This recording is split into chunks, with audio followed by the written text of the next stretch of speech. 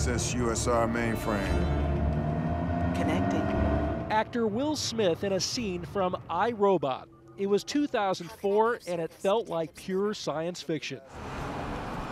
But now, nearly 10 years later, self-driving cars have moved well beyond Hollywood fantasy. You can just say, hey, I don't want to drive right now, just take over, and if I want to be back in the driver's seat, I'll just grasp the wheel and go. At the Consumer Electronics Show in Las Vegas last week, a demonstration showing it's possible to even catch some Z's in this Audi prototype. We call it piloted driving, and that means there is a driver, but he can concentrate on something else if he doesn't want to actively drive. And it's coming much sooner than you think. The state of California is taking aggressive steps to get driverless cars on the streets as early as this spring for testing. We're developing the regulations to allow for these autonomous vehicles to be tested on our roadways as well as being operated on our roadways. So on Tuesday, the California Department of Motor Vehicles held a public hearing to discuss the rules of the road for autonomous cars. For some car makers like Volkswagen, there's concern that some regulations might be too strict. For instance, the proposed rules require that a driver must be seated in the driver's seat in case they need to take over. That only seems to make common sense.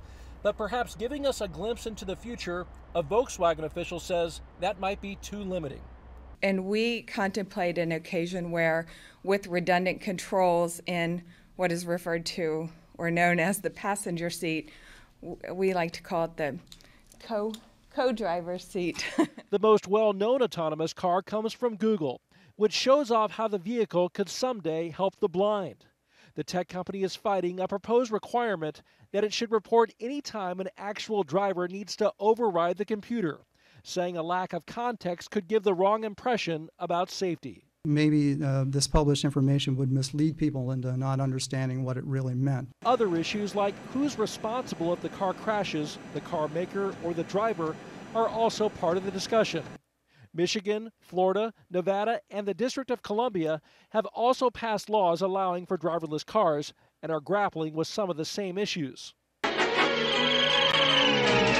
may not have flying cars yet, but the dream of a George Jetson self-driving vehicle is surely on its way.